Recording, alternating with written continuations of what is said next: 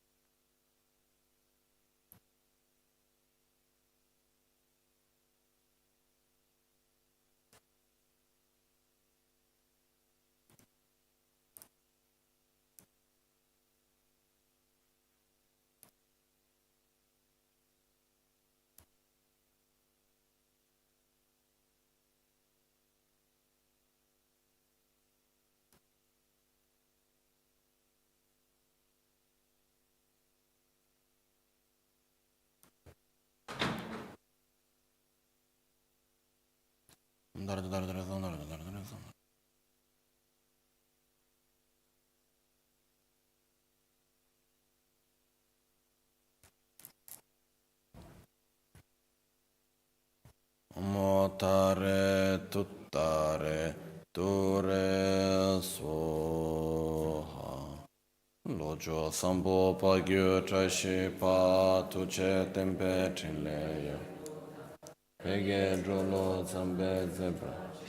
Pande lame shabla solvade. Omo a guru vajradara sumati munisha saneka. Uta vardanya shribar varsa manya sarva siddhi hum. Om a guru vajradara sumati munisha saneka. Uta vardanya shribar varsa manya sarva siddhi hum. Om Guru Vajradhar Sumati Muni Shasaneka Uta Vardani Shri Bhadra Varsa Manya Sarva Siddhi Hum. Om Guru Vajradhar Sumati Muni Shasaneka Shri Bhadra Varsa Manya Sarva Siddhi Hum. Om Guru Vajradhara Sumati Muni Shasaneka Uta Vardanya Shri Bhadra Varsa Manya Sarva Siddhi Hum. Om Guru Vajradhara Sumati Muni Shasaneka Uta Vardanya Shri Bhadra Varsa Manya Sarva Siddhi Hum. Om Guru Vajradhara Sumati Muni Shasaneka Uta Vardanya Shri Bhadra Varsa Manya Sarva Siddhi Om.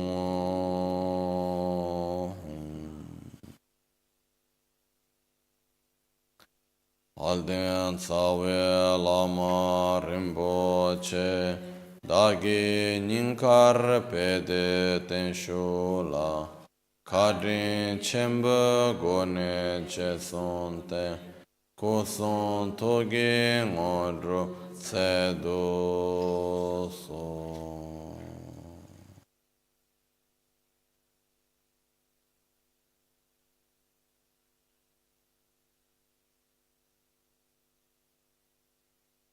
Sangye Chodan Soge Chonamla Chanchu Pardo Dani Kyapsuchi Dagi Chushe Give Sonamgi Drola Pinchir Sangye Druparasho Sangye Chodan Soge Chonamla Chanchu Pardo Dani Kyapsuchi Dagi Chushe Give Sonamgi Drola Pinchira Sangye Druparasho Sangye Chodan Soge Chonamla Chancho Bardo Dani Kyapsuchi Dagi Chushe Gibe Sonamgi Drola Pinchira Sangye Drupare.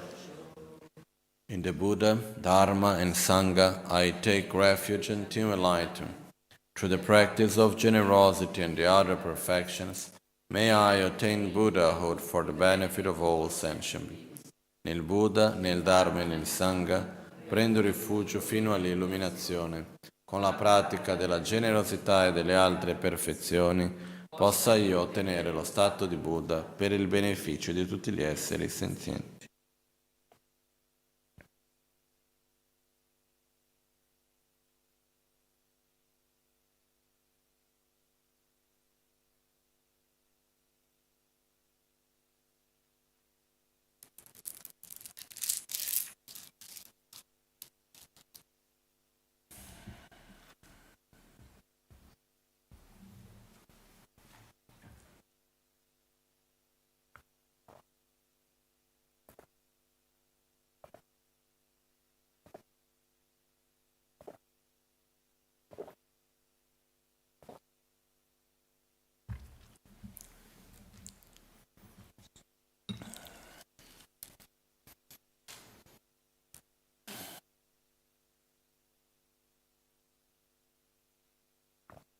So,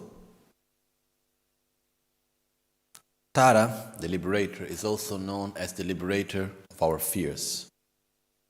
And yesterday we went through the practice, and we did explanation of the Guru Yoga in these last 2 days, and then the the front generation, and we reached page number 48, where we have actually the explanation of the purification of the 8 fears.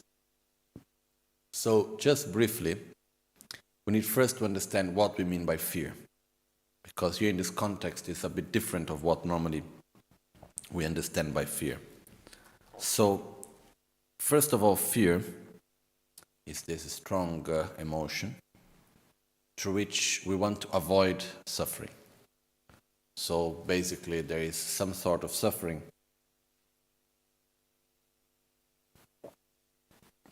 that we normally have experienced at some point of our life. And what happened after that is that we want to avoid this suffering. So we are worried that this suffering will happen again. So at any moment, if we just see that it may come back, suffering that we have experienced in the past, or something that we imagine that will generate suffering to us, we want to avoid it. And by wanting to avoid it, we enter in a sort of anxiety, of fear, of happening again. So somehow, as it says in other contexts of teachings, this being infantile or being cowards because we are afraid of suffering. And being afraid of suffering, we actually suffer much more. But if we go to really analyze fear, basically fear is the fear of suffering. It's the wish to avoid suffering. But in our ignorant way, in order to avoid suffering, we end up suffering even more. Because also another thing is that when we talk about suffering, if we look when we talk about fear, if we observe well, fear is mostly connected to a specific object. So I can have fear of the example that was given before. I can have fear of going to the dentist. I can have fear of flying. I can have fear of being alone. I can have fear of being sick. I can have fear of many, many different things. Okay? So normally the fear is connected to one specific object that we see as a cause of suffering. And in order to avoid it, we get into this sort of tension that we are worried that it will happen. There is doubt. Normally, fear is connected also with doubt. We have the doubt that it may happen. I may experience this way. This may happen in that way. And with this doubt, then we get even more worried and the fear becomes stronger and stronger. But as we have seen very clear, through our own experience, let's say we have fear of going to the dentist. What makes us more suffering? The fear during the first 3 days, since we know we need to go to the dentist, and we have the 3 days or 4 days before going to the dentist, and we have this anxiety and fear, is creating us more suffering, or the actual 1 hour and a half that we are seated on the chair of the dentist? Is the days before. So actually, in order not to suffer, we suffer. That's ignorance. So, this is one way for us to understand, but it's important here. The main point I want to bring is for us to understand that fear is this emotion in which we want to avoid our own suffering. Okay? When we talk about eliminating fear, there is 2 aspects. One aspect is eliminating the actual emotion of fear, and the other aspect is eliminating the object that generates suffering. Okay? So, let's say if I have fear of darkness, and I want to eliminate that fear, what do we do normally? We take some light, we put some light on, right? We don't try to deal with the actual fear. We try to put some light on, okay? Well, so we have these 2 different aspects, just to have some better understanding of what we mean by fear. So, as we go through the 8 fears, there is first of all the fear of ignorance. Actually, when we talk about fears here, we are not talking about the actual emotion of fear. We are talking about 8 objects that generate us suffering. So somehow it's a way of transforming fear.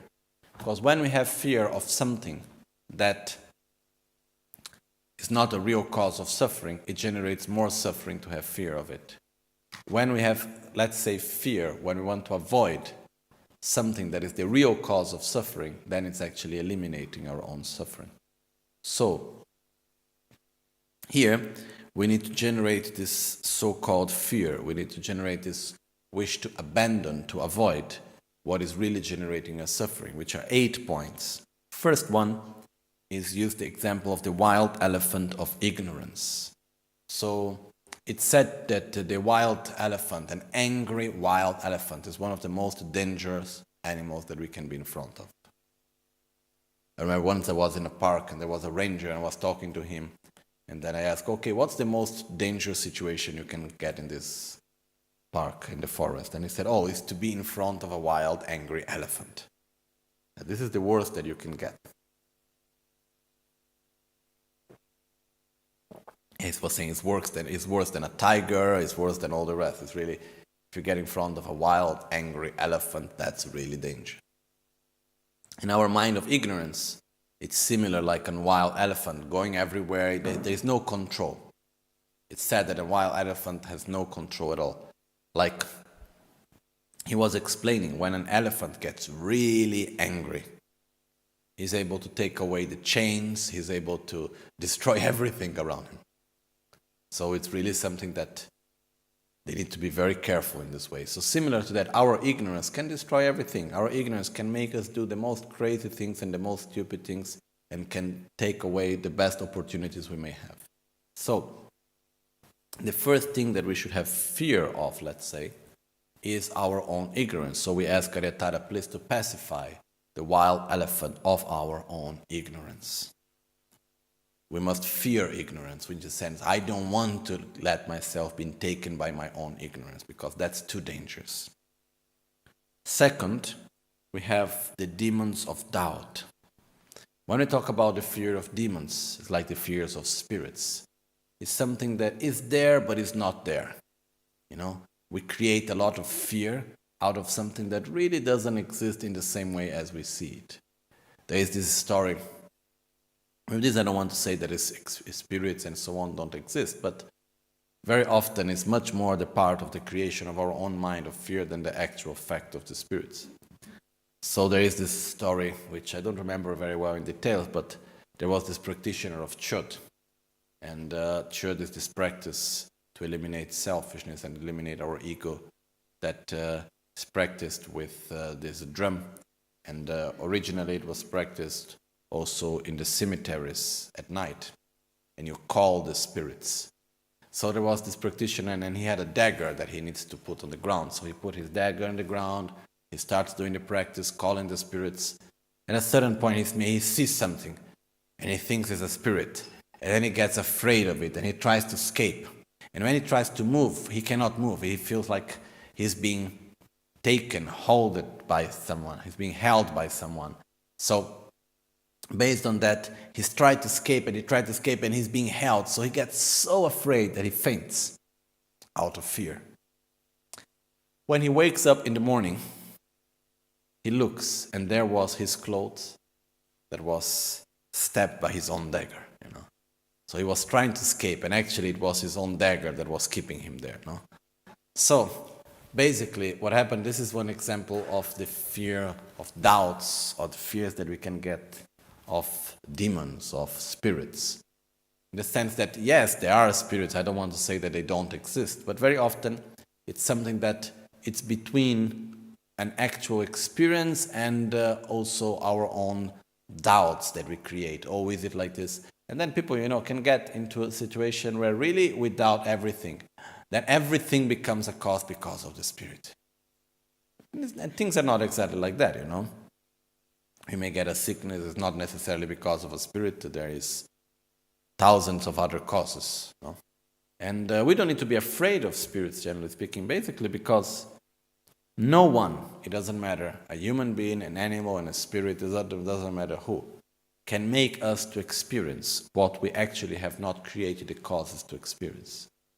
So we need to have more fear of our own negative karma, we need to have more fear of our ignorance. In this case, we need to have fear of our own doubts. When we talk about doubts here, it's the unstable mind. Doubt is not the questioning mind. It's not the mind that questions and wants to know things better. The mind of doubt is the mind that is unstable, that is not able to be secure about something. Normally we talk about 3 types of doubts. There is, let's say, the correct, incorrect, and neutral doubt. The correct doubt, let's take for instance, if I think,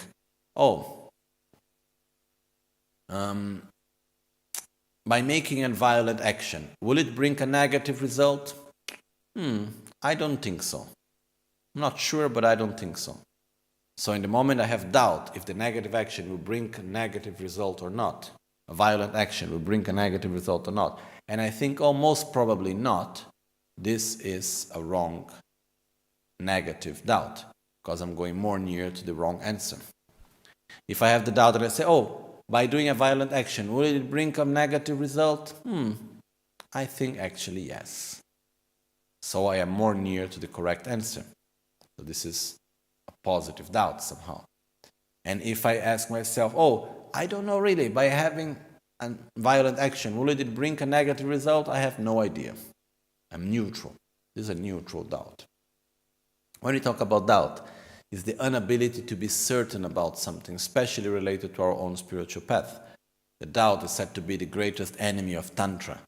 Because when we try to meditate on something, if we are not sure about it, we will never be able to meditate correctly about it. Like we do a visualization. Is this visualization right or wrong? I'm really not sure. Is it like this? Is it like that? Is it Buddha really coming to bless me? I don't know. Maybe yes, maybe not. But what about, is my Guru going to take care of me? I'm not really sure about it. The more doubts that we create, it brings instability. We are not able to follow well our practice. So, in this case, we need to be free from our doubts. We can have questions. To have questions is to know what we don't know, and to have the certainty that we want to have the right answers, and that's okay. But the doubt very often goes much beyond even our understanding and goes beyond our own experience.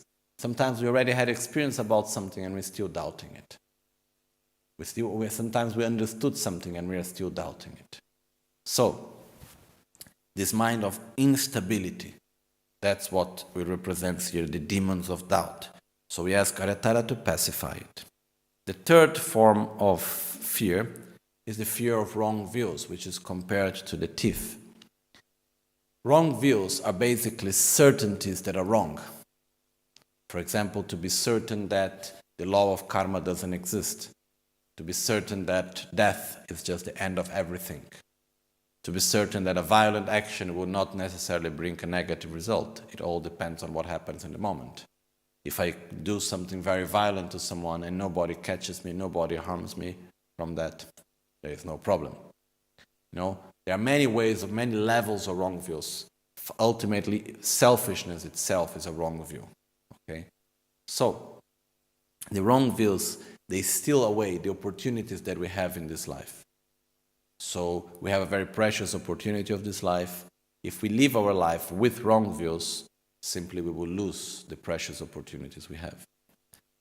After that, we have the fear of attachment and desire, which here is said to be like an ocean, but actually, more than an ocean, we can imagine, or like a big wave, like a tsunami, or a very, very strong river. The concept is that when we have a strong amount of water coming, it's very, very difficult, not to say impossible, to block it. It'd be so powerful. Similar to that, our attachment and desire has a very destructive power, and it's very difficult to block it when we are driven by it. So we need to be afraid of our attachment, of our desire. After that, we have the fear of hatred, of anger, which are like flames of fire, because the fire comes suddenly, and when it starts burning really strongly, it's very difficult to stop it. Very often we have seen like these forests that start burning, and it's almost impossible to stop the fire burning until the actual fuel is not completely consumed. So, similar to that, when we get angry, the anger comes suddenly. It's not something that we build up slowly. And the other thing is that when anger actually appears, very often we cannot stop until it's finished, until its fuel somehow is consumed. We are not able to stop our anger. It's also like fire because it burns our merits away. It burns the positive energy that we generate. It has really this ability of destroying the positive energies that we generate. Nagarjuna, in the commentary on the correct view of reality, with the commentary of Chandrakirti and later the commentary of Lama Tsongkhapa, explains very clearly actually the different levels of destruction that anger creates. And when talking about that, it's actually quite, shocking. It's quite, let's say alarming, the results that anger brings to us. It's said to be that one instant of anger,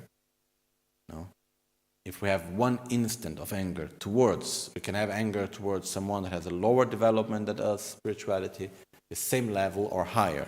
If we have one instant of anger towards someone that has a higher spiritual development than ourselves, and we have no idea who has what type of development. When we have one instant of anger that can be like towards a bodhisattva or towards a Buddha and so on, it is like, it says that it destroys, it burns away one eon of merit. It's just a big amount of merit, okay? Just let's think like that. Then the question came, but what about the merits that we dedicate? If we dedicate from our hearts, the merits are protected. If we simply say the words of dedication, I'm sorry. It's like we put it in the bank, but we forget to close the door. No. We don't really dedicate it in this right way. So it's like, dedication is not the word that we say. Dedication is to really dedicate our merits from the depths of our heart. So, anger has this amazing ability of destroying the positive energy, destroying friendships, destroying our health, and most of all, destroying the positive energy, the positive karma that we generate. So we really need to be careful about anger. We really need to be afraid of anger in this sense. It's like, I'm quite sure, if we could see the harm that anger does to us, in the same way we can see the harm of, for example, cutting our arm with a knife. If we take a knife and we cut our own arm with a knife, would we do it again? I don't think so. If we could see the harm that anger does to us, we would not repeat it again. Okay. So it's really something that destroys a lot our own well-being and so on. But there is a difference that I just want to make clear between nervousness and anger.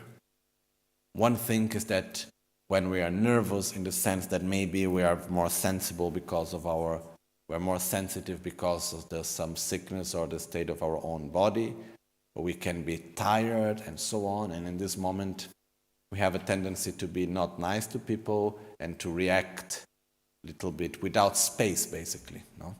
But there is not the intention to harm others. There is not the will of others to suffer. When we talk about hatred here, there is within hatred, there is the intention, there is the will that others may suffer. So I have something that I see as the cause of my suffering, and I want to destroy it. I want to eliminate it from any existence. I want to put it away. And this is when we talk about anger. This is the anger that destroys the merits and so on, you know. So, anyhow, I'm not going to go into details about anger right now. There was another question which was, when we are in the front of someone that has a lot of anger towards us, what can we do? There are many things to do, but one of them is, as we remember, a story of Buddha Shakyamuni in which a man came to him with a lot of anger towards him. And basically what he did was that he listened to the man, and then afterwards he simply asked the guy that if someone gives you a present and you don't want that gift, who does it belong to? And the man said, it belongs to the person that is giving it to me because I didn't accept it. In the same way, you are giving me your anger, but I don't accept it, so keep it for yourself. What happened is that when someone is angry towards us or nearby us, we can choose actually if we want to receive it or not. And actually, it's like if someone tries to harm us, In the moment that we put ourselves in a defensive mode, automatically the harming is working. No? In the moment like someone is attacking us, in the moment that I defend myself, I answer back, I defend myself, it means the attack has worked. If I don't even defend myself, no, someone is trying to hit me, and I just do like this and let the person go by. What happens is that I'm not even defending myself, which means the attack is not working. So energetically even, by our attitude, when someone comes towards us with anger, and we simply don't take towards us, we don't let it harm ourselves, we just let it go by. We don't enter into that same energy somehow. Then this is one of the best ways to protect ourselves. But anyhow, we could go on hours and days talking about anger, which is a subject that it's very much connected to all of us. And but this is not the moment now to talk about that. So if there is anyone really interested to learn more and to meditate and to reflect more upon anger and the antidotes to anger and so on, there are the teachings of the 6th chapter of the Bodhisattva Charya Avatara. And actually in SoundCloud there are the teachings that I gave, 1 year ago, 2 years ago, 3 years ago, whatever. And I think 2 years ago, we had one whole summer here to have 15 days here in Albagnano, exactly here in the Gompa. We have 15 days talking only about anger and the antidotes of anger and how to deal with it and so on. So really, it's a very beautiful text and it's very useful for all of us. So anyone who really is interested on that can listen to the teachings, can read the text, and this can help a lot, okay? Even those that have already received the teachings before, it's not a bad idea to listen to it again. Okay, if you were able to eliminate completely your anger, then okay, you don't need to listen. Otherwise, better to do it.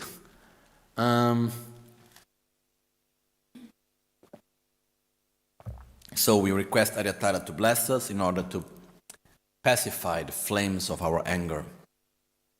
Then after that we request Arya Tara to bless us in order to pacify the wild lion of our pride. Actually, pride is more like arrogance, to feel superior to others.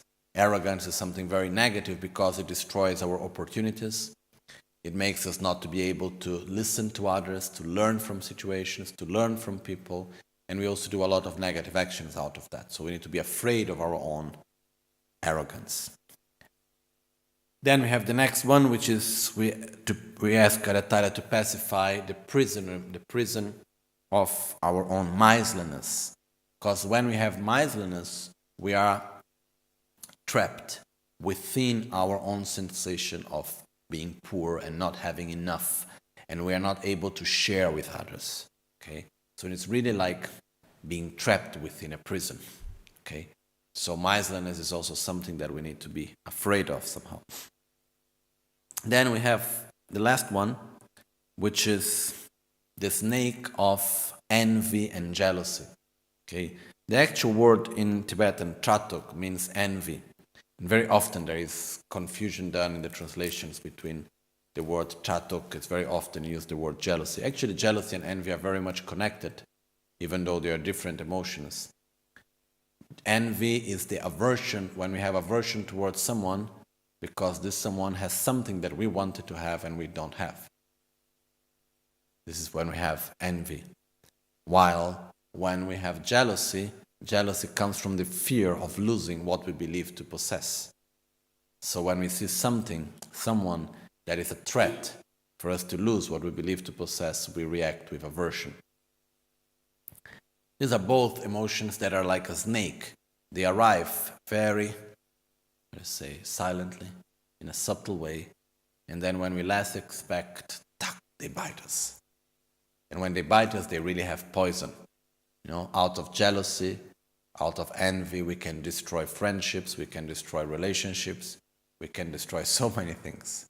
So it's really danger. So in the same way that when we go to walk on a woods, let's say we go to walk on the forest, and we know that in this area there are snakes, we are careful, no? Oh, where is the snake coming from? We need to be careful. If I listen to a snake, if I see a snake, it's not like an elephant that I will see from far away. No, the snake comes in a very subtle way. Similar to that, we need to be careful with our own jealousy and envy, not to let it bite us. Because if we let it bite us, then we need to take care of it after, and it's quite complicated also. So here we have the so-called 8 fears, which 8 fears that somehow we ask Aryatara to bless us in order for us to be able to eliminate our ignorance, our doubts, wrong views, attachment and desire, unlimited attachment and desire, hatred and anger, arrogance, miserliness, jealousy and envy. Okay? So this is we request Aryatara to pacify it, so to bless us, so we are able to completely eliminate these mental defilements, of which we should somehow be afraid. We should try to avoid it as much as we can. When we really think about fear, there is no much reason to have fear of the dentist, or even fear of death, and fear of sickness, or fear of thief, or any of these things. Really, we need to have fear of our own ignorance, and of our own arrogance, and of fear of miserliness, fear of anger, and so on. Okay?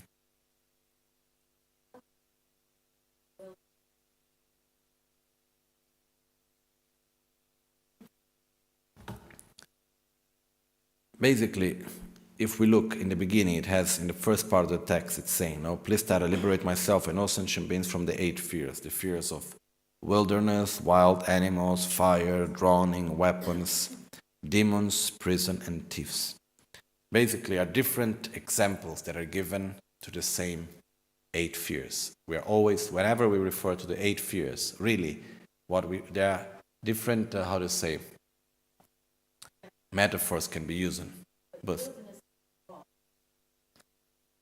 I believe wilderness would be for our own ignorance. Okay. Normally, when we have the 8 fears, we are referring exactly to ignorance, doubt, wrong views, attachment, hatred, pride, miserliness, and jealousy, envy. Okay.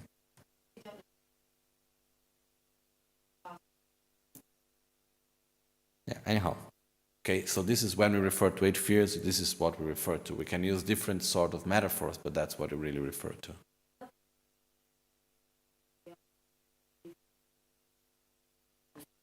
No, when we mean, please liberate us from the fear.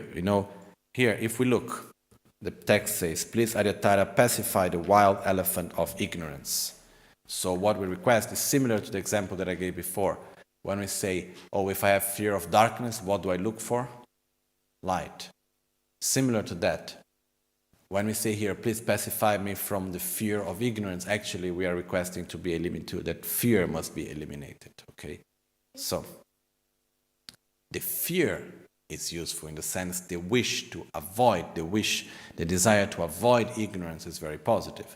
But what we are here, we want to eliminate ignorance itself. We want to eliminate jealousy and envy and so on. Okay? If you look in the text, at no point is saying, please specify the fear of doubt. It's saying, please specify the demons of doubt. Please specify the thieves of wrong views and so on. Okay? Yes, but the 8 fears, we mean ignorance, doubt, wrong views, attachment, hatred. We are using the name of the object, actually with the name of the emotion in order to relate to the object of that fear. Okay? But this is what we have the meaning here. So as we do this prayer, we imagine light and nectar coming from Aryatara, pacifying our ignorance, our doubts, our wrong views, attachment, and so on. Okay? Quindi, quello che accade è che mentre facciamo i mantra, immaginiamo che i raggi di luce e nettare vengono da Aryatara e pacificano la nostra ignoranza, i dubbi, le visioni erronee, l'attaccamento e il desiderio illimitato, l'odio, la rabbia, l'arroganza, l'avarizia, l'invidia e la gelosia. Ok? Bene. Dopo di questo arriviamo alla parte in cui visualizziamo che dal dito anulare di Aryatara viene un flusso di nettare simile al latte, un nettare bianco. Si dice nettare e luce perché è luminoso questo nettare anche, che entra dal nostro cappo, come si dice fontanella in italiano, dalla fontanella, e riempie il nostro corpo, riempiendo prima che il canale centrale, tutto il nostro corpo, Immaginiamo che tutte le negatività che possono essere rimaste, malattie, qualunque cosa viene completamente purificata e il nostro corpo rimane puro e trasparente come un cristallo. Quindi immaginiamo che tutte le nostre negatività sono completamente purificate, ok? E con questo concludiamo questa parte della generazione frontale.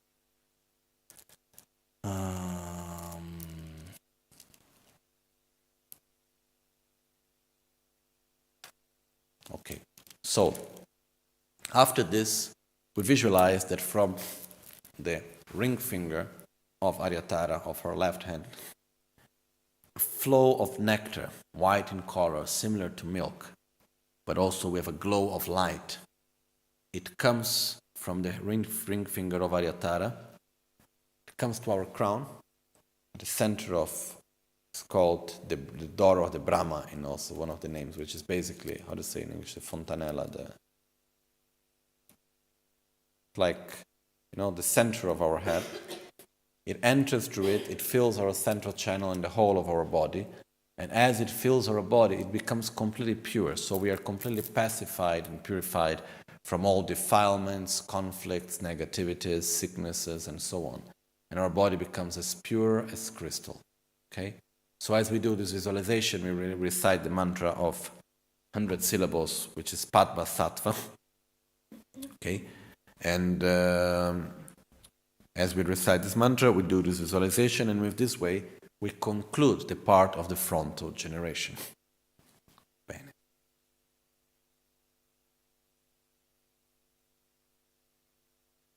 Sorry.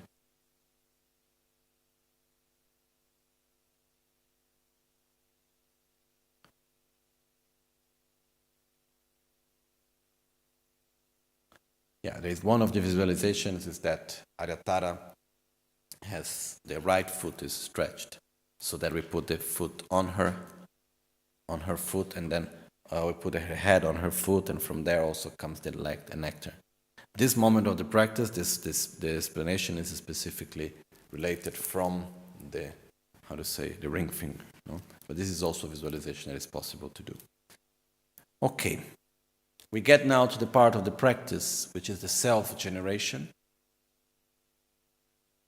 I gave more emphasis these days to the Guru Yoga and the frontal generation because this is the first level, let's say, of the practice, and which is very important. And we are here not just to have very special explanations, but we are here really to learn how to practice. First, we need to learn the first steps before we go to the next steps. No? So it's very important to practice well the Guru Yoga and the frontal generation before doing the self-generation. And actually the self-generation is much more complex and deep than what we have seen until now. And also to explain it well, it takes much, much more time than what we have seen until now. So with this, I simply want to say that we're not going to be able in the next 15 minutes and in the next session really to explain in an exhaustive way the self-generation. The visualizations itself is not so difficult and they are quite well explained, so it's not a problem. As I said before, during the sadhanas there are three aspects, which is the visualization, the recitation, and the state of consciousness, which means the thoughts that we need to generate, the state of mind. So without some understandings, which are not so obvious to generate, we cannot generate the correct state of mind as we do the self-generation. So first I want just to give some introduction of why doing a self-generation, just to have some understanding of it. Okay? First of all, when we talk about reaching enlightenment, what reaches enlightenment is not this gross body, it's not this gross mind. In other words, it's not Lama Michel here, the one that you know, that is going one day to reach enlightenment, as I hope. The same thing is for every one of us. What actually reaches enlightenment is what continues from life to life, which is our very subtle body and mind. Body, speech, and mind. We have a gross body, a subtle body, and a very subtle body. We have a gross mind, a subtle mind, and a very subtle mind. We have a gross speech, a subtle speech, and a very subtle speech. Normally when we say body and mind, the speech isn't integrated within the body. Anyhow, the gross and subtle levels of our body, speech, and mind, they end together with this life when we die. While the very subtle body, speech, and mind continue from life to life. So just as we saw in the beginning of the explanation of the story of Aryatara, where it was said to the princess Yeshodawa, oh, you should be reborn as a man to reach enlightenment. And she answered, no, because what reaches enlightenment is not the gross body, it's the very subtle essence of ourselves, which actually is not man or woman, it's not male or female. So I'm going to reach enlightenment in a female form, as she did. So the point is that what reaches enlightenment is our very subtle body, speech, and mind. But in order to understand that, in order to wish enlightenment really in this way, we must first of all, there is a very important step. In the beginning, this step goes actually much before during the three transformations and self-generation, Tantra and so on, okay? Which is to generate an identity that goes beyond this life. Because, let's be sincere. Let's state things as mostly they are. No? Very often, not to say always, our identity is based on this life. So, because we have an identity that's based on this life, maybe we even say, oh yes, I want to reach enlightenment. We don't really know what enlightenment is.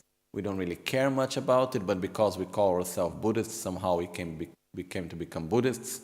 There is something that is said to be enlightenment and we need to reach it, so yes, I want to reach enlightenment. Sure is something good. But we still are very attached and we still see enlightenment even within the context of this life somehow. No? So yes, I want to reach a state of peace and well-being and joy and so on. But we imagine all of this within the context of this life, within the context of this body, of this gross mind and so on, of this name that we have.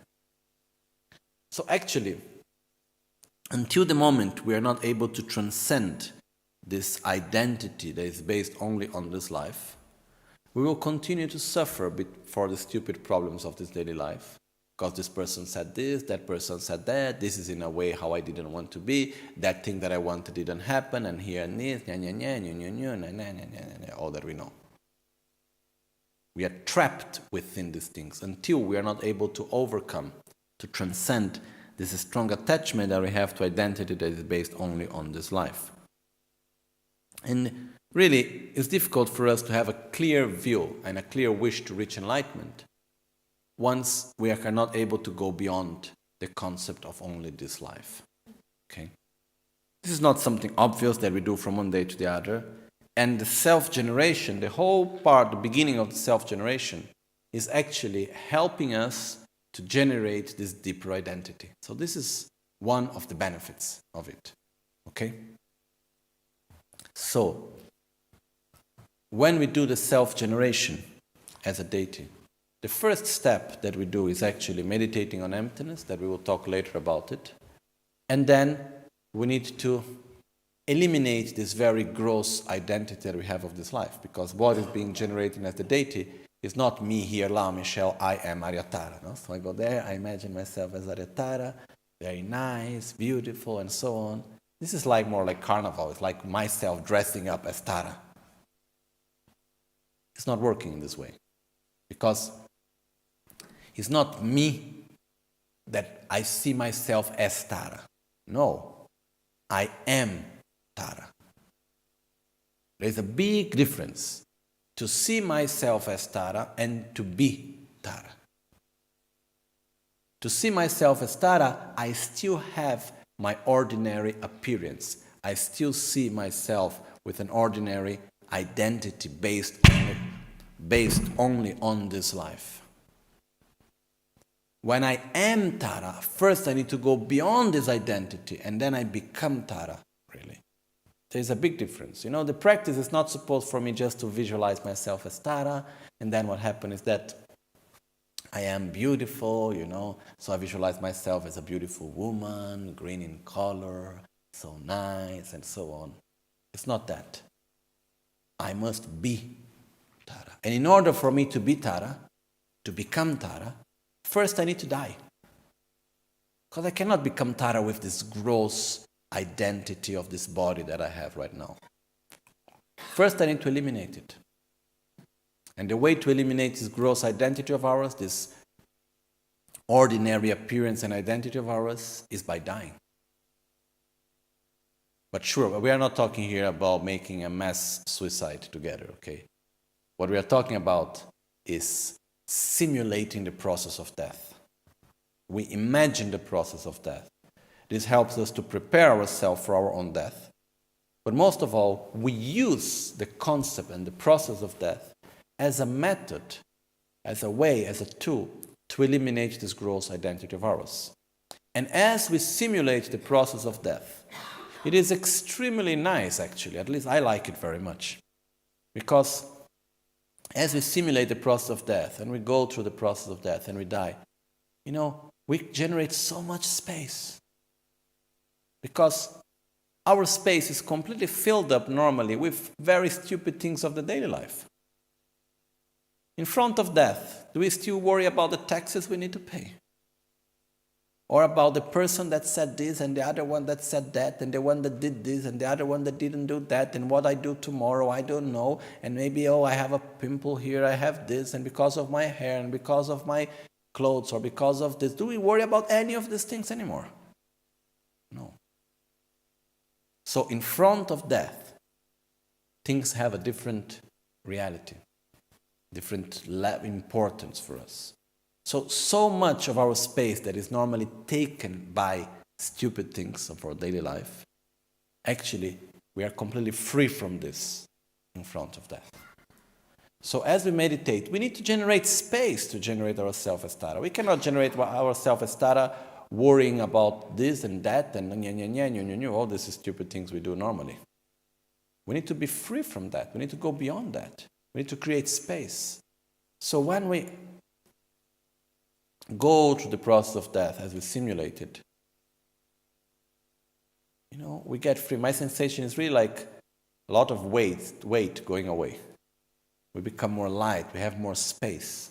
As the elements dissolve, we are more free from our attachments, from our aversions, even because most of our attachments, even to people, are quite superficial, really. We don't have much attachment to the very subtle mind of someone,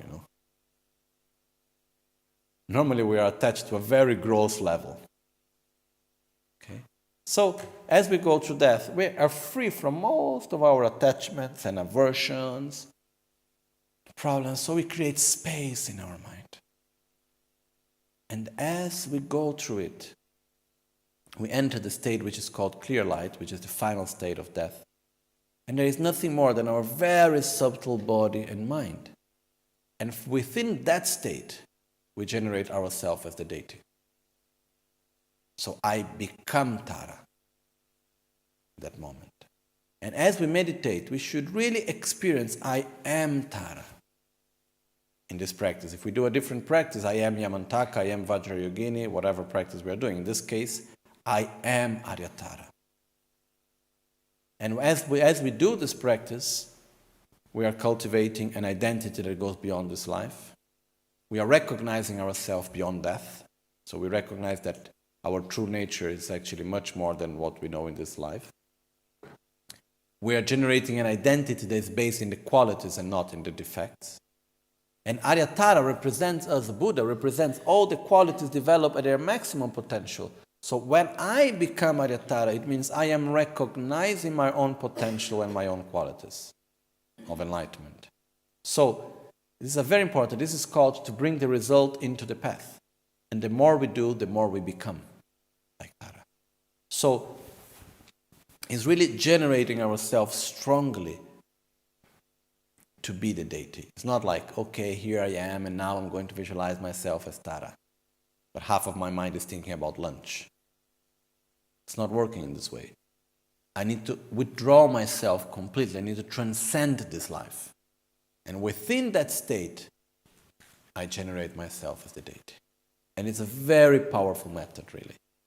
But we need to do Papunka Rinpoche in the commentary, which we have even in English. It's called The Secret Revelations of Chittamani Tara, a profound commentary on the 2 stages.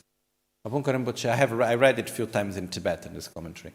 It actually states that the stronger we are able to meditate on the process of death, the stronger will be our pure identity as the deity. If we are not able to meditate well on the process of death, we are not going to be able to generate ourselves really as the deity, because we are still going to be attached to our ordinary appearance, to our ordinary identity of this life. Okay? So this method that we have, it's really self-generation, it's really something very powerful, incredibly beneficial. And but we need to prepare ourselves well in the sense that we have some understandings before. But after lunch we will go into more details about the practice. Okay, actually in page 55 there is the part where he's talking about the process of death, and this is the moment where we really go beyond this gross identity of this life. And this is an important meditation that also helps us very much to prepare ourselves for death. Okay. Jetsun lame kutse rapten chi namkar tinle cholchur gepadang losan tempe drume sasumgi drove munsel tatu ne gyurchi nimo dele tsendele nime kuyan dele kshin Ninsen takto delekpe koncho sumki jing koncho sumki ngodrup sol koncho sumge trashisho. At dawn or dusk, at night or midday, may the 3 jewels grant us their blessings. May they help us to achieve all realizations and sprinkle the path of our lives with various signs of auspicious.